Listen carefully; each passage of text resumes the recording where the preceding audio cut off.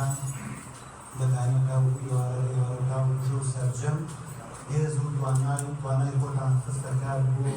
خزمەتی بەتایبەتی لە سنووری خۆمانە ڕووی کردە بارەگاکانی ئێمە بۆ پەڕی ڕێز و احترام وشتەوە لەلایەن جەنابتانەوە کە پێشوازی پێکرا ئەمە دوعاکەین کە خۆی گەورە بیکات لەسەر میزانی حەسەناتی هەموو لایەکمان ئەنجومەنەکانمان سەردانی خەڵک دەکەن کاتێک کە کارچاتێکی جۆر بە جۆر ئەنجامەدرێ ئەمەش ئەم جۆرە کاران پێویستە بەڕاستی ڕێزەکانی قسەی دیار هەیە ئێمە ماڵبان و سەرجەم بەشەکان و ئەنجومەنەکان یعنی ئەو پەڕێز و احترام و مسماری بەجێ لایانی کوردستاندان ئاراستە ئەکەین بەکاری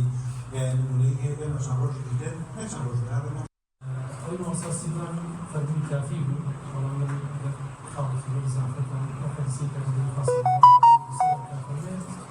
خەیر الناس ئەنفەعهم للناس ئەم خەڵیف نەکردایە بەسێ بە کابێرە 12 ساڵ خوێندنەوە کە هەموو تەمەنامەوە بوو لە یەکێک لە خوێندنەکانە ببمە خاوەنی ماستەر و دکتۆرا بۆیە بەڕێزان هاتونە بەڕێزەکان خێڕێز تەسەوور کەن بەڵێ بەنای خۆی گەورە میهرەبان دیارە ئەمڕۆ ئێمە حکوومەتبەندی چەمچەماڵی کۆمەڵی دادگەری کوردستان لەگەڵ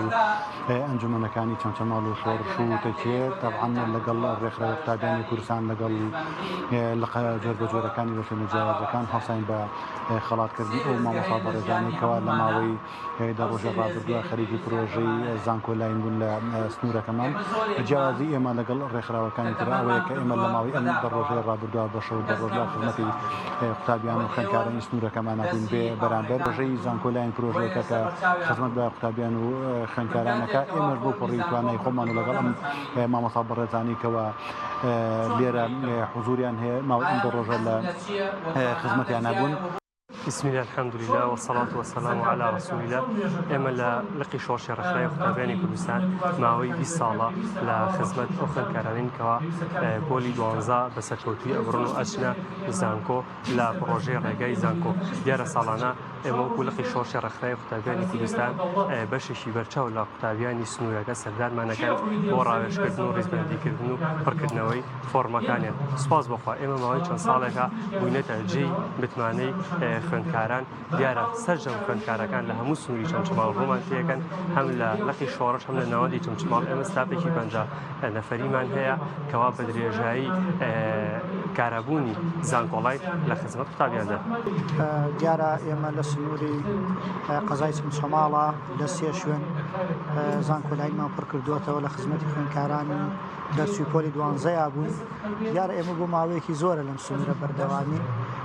وا خۆی نزیکە کاتەوە لە 20 ساڵ ئێمە لە خزمەتی دەرسوانی پۆلی 12 بۆ زانکۆ پەیمانگاکان الحەمدولله ئەم ساڵ بە سێستافی زۆر بەهێز لە خزمەتی خوێندکاران دابووین لە ناوەندی چەمچەماڵ و لە ناحیەی تەکێ و ناحیەی شۆڕش بە سێستافی بەتواناوە لە خزمەتا بووین الحەمدولله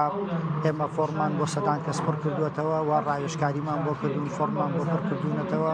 الحەمدولله لەم سنوورەدا خەڵکێکی زۆر سیقەی بە پرۆژەی ڕێگای زانکۆ هەیە کە پرۆژەیەکی ڕێکخراوی قوتابیانی کوردستانە ئەم پرۆژەیە لە ساڵی 2005 و 2006 تاوەکو ئێستاکە بەردەوامە لە شار و شارۆچکەکانی کوردستان ئێمە لەم سنوورە الحەمدولله بەردەوامین هەمووی کە لێرە بۆ خۆبەخشانە بۆ بە بێ بەرامبەر ئێمە ساڵانە لەم سنوورەیە لە خزمەتی خوێندکاران داین واتە ئێمە هیچ بڕەپارێک لە هیچ خوێندکارێک وەرناگرین بۆم پرۆژەیە بەلای خودای بەخشندە میهرەبان ئێمە وەکو ڕێکخراوەی قوتابیانی کوردستان لە لەقی تەکیە لە ماوەی ئەم دە ڕۆژەدا کە سیستەمی زانکۆلاین کارا بوو الحەمدولله لەگەڵ کۆمەڵێک هاوڕۆ و هاوپیشەماندا هەستاین بە پڕکردنەوەی فۆرمی زانکۆلاین بۆ خوێندکارانی خۆشەویستی ناحیەی تەکیە و چواردەوری ئەم ساڵ الحەمدولله ڕۆژێکی زۆر خوێندکار سوودمەند بوون و ئێمە بێ بەرامبەر فۆرمەکانمان بۆ پڕکردنەوە و شێوازی پڕکردنەوەکەشمان ڕێزبەندی و ڕاوێژکردن بوو سپاس بۆخوا ئەم ساڵیشمان بە سەرکەوتوی ئەنجام